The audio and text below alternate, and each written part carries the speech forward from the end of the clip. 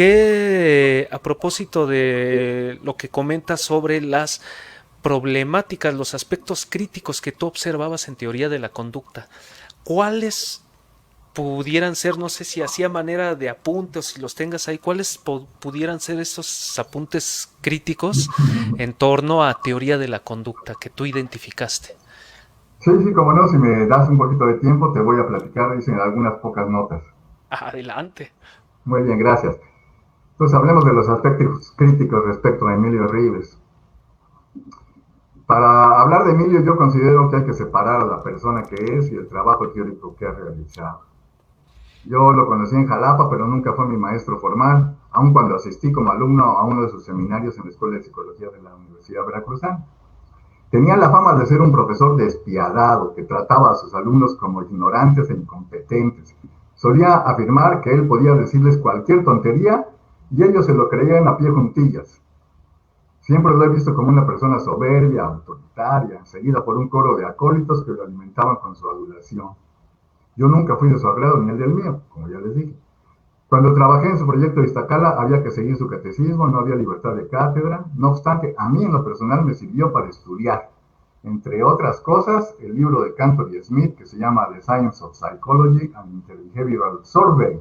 Es un libro gordo que se lo recomiendo mucho. Por cierto, ahí conocí a Cantor en su último viaje a México. Llegó a Iztacala y nos dio una plática en un salón a reventar. Curiosamente empezó diciendo que mucho de lo que Emilio decía que él había dicho no era cierto. En esa ocasión tuve la fortuna de acompañar a Cantor, junto con un gran amigo y compañero profesor de la escuela, Carlos Aparicio, a un viaje que hicimos los tres a Oaxaca y a Yucatán para visitar las ruinas y las pirámides. Cantor tenía una hija arqueóloga muy interesada por la cultura maya. Fue una experiencia inolvidable y pude platicar con él de varios temas. Ya les conté que yo me salí de Iztacala para entrar a la Marina y Emilio poco después también dejó Iztacala y se fue a Guadalajara. Pues tenía fuertes presiones para cambiar el currículum, como dije, en la escuela. Estando en Guadalajara, otra vez generó conflictos y divisiones entre sus seguidores. Tuvo que irse también de ahí para regresar a Jalapa, donde montó otro programa de doctorado que finalmente fue clausurado por el rector de la Universidad Veracruzana debido al alto nivel de conflicto y la baja productividad de su proyecto, lo que consigna el documento que se llama VCEICAH, Acuerdo 060422, que se puede consultar en internet, por cierto. Ahora bien, por el lado de su trabajo científico, me llama la atención que solo tenga una publicación en el Journal of Experimental Analysis of Behavior, principal recurso del conductismo original, y la mayoría de sus trabajos estén en la Revista Mexicana de Análisis de la Conducta y en la revista llamada Acta Comportamentalia de Guadalajara, de las que en ambos casos Emilio funge como fundador y editor, aunque ya en tiempos más recientes ha publicado en dos revistas en idioma inglés, Behavior and Philosophy de Cambridge y en The Analysis of Verbal Behavior de la editorial Springer. Emilio ha sido un escritor prolífico de muchos libros y artículos de corte teórico y en varios otros ha sido coautor de reportes experimentales, aunque yo no sé si él haya alguna vez trabajado con animales en un laboratorio básico. Es difícil separar su postura teórica de su persona. Emilio, en su arrogancia, no escribe en lenguaje científico o en un discurso filosófico. Emplea una narrativa en primera persona, a veces anecdótica y siempre autobiográfica. Aquí en esta entrevista no es posible revisar minuciosamente sus argumentos y proposiciones, sería muy largo y tedioso, por lo que voy a decir solo algunas generalidades en mi opinión personal. Podemos afirmar que él empezó a elaborar una forma nueva para estudiar el comportamiento psicológico a partir del trabajo de Cantor, pues ya no le gustaba el análisis de la conducta, acusándolo de reduccionista, lineal, causalista, atomista y tecnológico. Empezó por condensar sus ideas en su libro del 85, al que tituló como Teoría de la Conducta, un análisis de campo y paramétrico, citando a Cantor y a Schoenfeld como auspiciadores involuntarios. Quería tener, decía él, un análisis de campo determinista y molar. Y en segundo lugar, elaborar una teoría. Y en tercer lugar, formular una taxonomía total de la organización funcional de la conducta. Propuso correcciones y adiciones a la teoría de campo interconductual y al modelo del segmento, tomando términos y elementos del análisis experimental de la conducta, es decir, de Skinner y colaboradores. Primero consideró al campo como un sistema de relaciones de contingencia y planteó una taxonomía de funciones de estímulo-respuesta con 5 categorías: la contextual, la suplementaria, la selectora, la sustitutiva referencial y la sustitutiva no referencial. Luego añadió al medio de contacto de Cantor, que era físico-químico, otros 2 medios de contacto, el ecológico y el convencional. Es decir, empezó a elaborar una traducción entre 2 teorías, el interconductismo y el análisis experimental de la conducta. La primera, una teoría modelo de campo, y la segunda, una teoría inductiva. Estas traducciones son riesgosas, pues fácilmente generan inconsistencias, incongruencias y contradicciones. Aquí valdría la pena citar la tesis de la indeterminación de la traducción propuesta por Quine en 1960 en su libro Word and Object. Quine fue un filósofo que promovía una continuidad entre la ciencia y la filosofía. Interesado en la ontología, estudió la realidad de las entidades, es decir, la semántica del lenguaje. Su postura naturalista armonizaba con un conductismo, es decir, un empirismo lingüístico. Su pensamiento termina en una especie de pragmatismo. Lo cito, pues la tesis a la que me refiero, que se llama la indeterminación de la traducción, propone que no hay una traducción única entre teorías, sino múltiples traducciones incompatibles. El significado de una expresión tiene que ver con su evidencia, y esta recae en el sistema total y no en sus enunciados componentes. Elaborando teorías científicas podemos acertar o no, describir correctamente el mundo objetivo al que se refiere, y hay hechos relevantes que permiten decidir entre teorías rivales. Estos son los datos empíricos que sustentan el anclaje semántico de sus constructos. Regresando a Rives, y en el sentido de sus planteamientos, poco después publica un segundo libro, La teoría de la conducta, avances y extensiones, en el 2010, donde busca mostrar el sustento empírico de sus enunciados teóricos. Como dice Sidman, la importancia de los datos de la investigación radica en su confiabilidad y en su generalidad, y yo no sé de nadie que haya evaluado estos aspectos de los datos reportados en este segundo libro.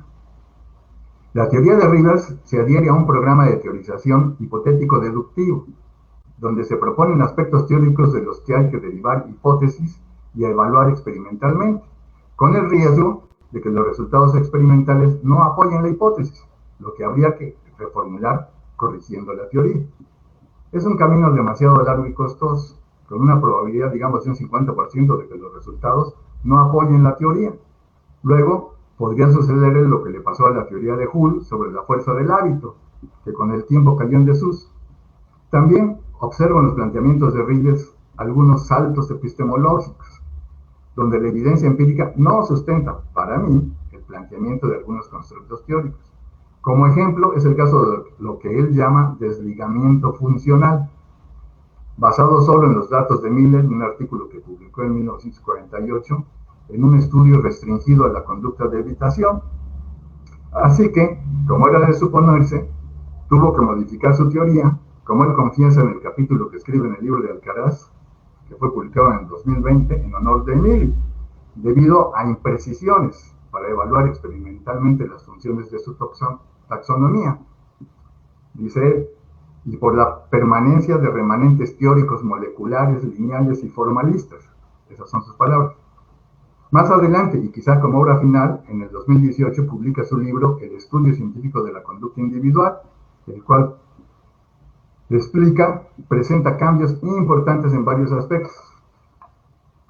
La nueva propuesta de Rives, de la que reconoce la influencia de Ryle, Toulmin y Wittgenstein, primero replantea el objeto de estudio de la psicología, aguas, que en un principio era la interacción de un organismo y el ambiente, para ahora decir que los fenómenos psicológicos son expresiones, parte del fenómeno constituido por episodios y sus circunstancias en las prácticas del lenguaje ordinario.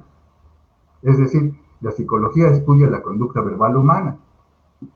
La nueva propuesta también, en segundo lugar, reformula su taxonomía de funciones, haciendo cambios en relación de las funciones que había llamado selectora, sustitutiva, referencial y sustitutiva no referencial, para ahora hablar de contactos funcionales de acoplamiento, alteración, comparación, extensión y transformación, cuyo análisis propone se realiza con base en patrones de reactividad-actividad y no en términos de instancias discretas de respuesta. Para acceder a una revisión comprensiva, exhaustiva, de la visión final de la teoría de Emilio, pueden consultar el artículo de Ardila, Hayes y Freiling, publicado en el 21, que se llama A Radical Reformulation of Psychology as a Theory-Laden Experimental Science, a Review of Emilio Rives. ¿Ah? Estos autores están en el estado de Nevada, Estados Unidos. Espero no estarlos aburriendo mucho. No, no, Pero no, para no, mí no. todo esto me recuerda a la teoría de los marcos relacionales de Hayes, Barnes, Holmes y Roche, que publicaron su libro extraordinario en el 2001, el cual reconoce como tópico principal de la psicología humana el lenguaje y la cognición. En ese libro se afirma que la conducta verbal es la acción de enmarcar los eventos relacionalmente. Su visión está basada en un tipo de pragmatismo que denominan como contextualismo funcional, el cual, primero, se enfoca en eventos totales. En segundo lugar, es sensible al contexto que establece la naturaleza y función de los fenómenos. Y en tercer lugar, se apega al criterio pragmático de lo que es la verdad. La teoría de Emilio y la teoría de los marcos relacionales de Hayes y colaboradores son parecidas y tratan de explicar un conjunto de fenómenos muy semejantes. Rives deriva su construcción desde un marco filosófico, extendiendo su amplitud comprensiva y apegándose a un programa hipotético deductivo de validación empírica. Se podría decir de ella que puede ubicarse a la luz de la clasificación de las visiones del mundo que hace Pepper en su libro famoso del 42 como organicista, sobre todo cuando afirma que las propiedades funcionales de sus componentes están determinadas por la organización molar del campo y no por las relaciones fragmentarias de sus componentes.